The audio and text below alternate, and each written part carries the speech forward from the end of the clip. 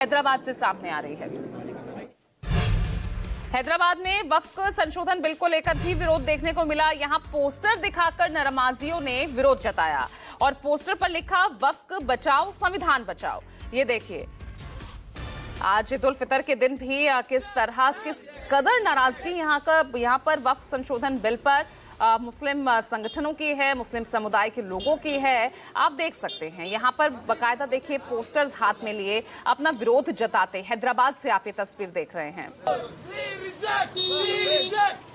और केजे लगातार हमारे साथ बने हुए हैं। केजे, देखिए बात यहाँ भोपाल की करें या जयपुर की करें, हैदराबाद तक भी आज ईद के दिन अपना विरोध मतलब कोई मौका नहीं छोड़ रहे यहां पर और वक्फ संशोधन बिल को लेकर अपनी नाराजगी, अपना विरोध लगातार मुस्लिम समुदाय के लोग जता रहे हैं।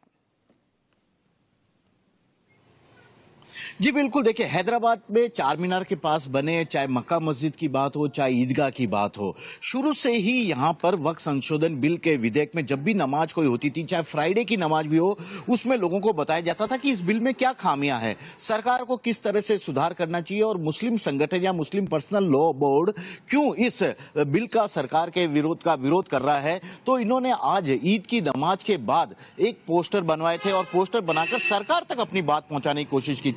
हालांकि देखा जाए तो पुलिस की सुरक्षा भी यहां पर काफी इंतजाम करे थे, कोई अप्रिय घटना नहीं हुई। इन्होंने अपनी बात सरकार तक पहुंचाने के लिए यह जरिया अपनाया और ज्यादा नारेबाजी जो कहते हैं केवल सरकार तक बात पहुंचाने के लिए कि ये जो वक्फ बोर्ड बिल है ये शायद उनके लिए कहीं ना कहीं चिंता का विषय है, इस पर सरकार को पुनर्विचार करना चाहिए। इस तरह की बात को पहुंचाने की ही ये लोग आज हैदराबाद से कोशिश कर रहे थे, क्योंकि ओवैसी का गढ़ भी माना जाता है। बात चाहे अकबरुद्दीन ओवैसी की हो या उनके बड़े भाई सांसद असदुद्दीन ओवैसी की हो, वे लगातार इस बिल का विरोध कर रहे हैं। यहां तक कि तेलंगाना विधानसभा में भी उन्होंने इसका विरोध किया है, केंद्र में भी असदुद्दीन ओवैसी ने सरकार के इस कदम का विरोध किया है। तो ऐसे में हैदराबाद जो एक बड़ा पुराना शहर है, हैदराबाद का पुराना शहर जहां पर अल्पसंख्यक यानी कि मुस्लिम वर्ग के लोगों की काफी सारी तादाद है, उन्होंने अपनी ओर से सरकार तक बात पहुंचाने के लिए आज पोस्टर नमाज के बाद दिखे। हालांकि जब तक नमाज चल रही थी इन लोगों ने साफ कर दिया कि इस दौरान वे कोई ऐसी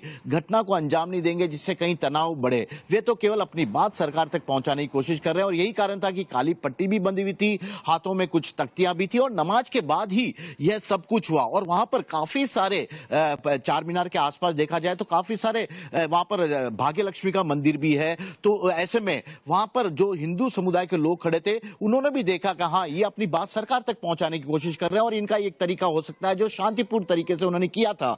तो ऐसे में किसी को कोई आपत्ति भी नहीं हुई। तो यही देखा जा रहा है। बात चाहे अगर आप जयपुर की कर लें तो यहां पर जब नमाजी काली पट्टी बांधकर नमाज अता कर रहे थे, वापस जब नमाज खत्म होने के बाद आ रहे थे तो उन पर गुलाब बरसाया गया और जो गुलाब बरसाने वाले लोग थे वे हिंदू समुदाय के लोग थे।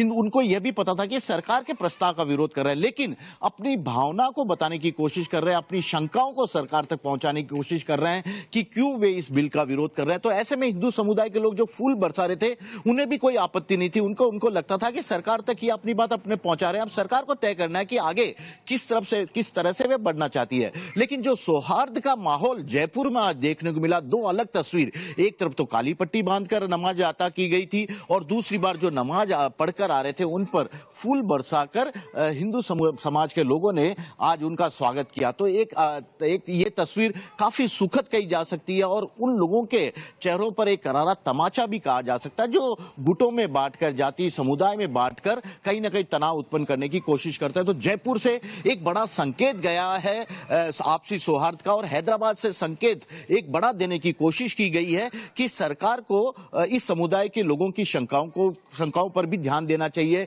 कि वे क्यों इस बिल को लेकर चिंतित है, क्यों इस बिल को लेकर आशंकित हैं। ठीक है, चलिए ठीक है केजे, इस तमाम जानकारी के लिए और बहुत बहुत शुक्रिया आपका।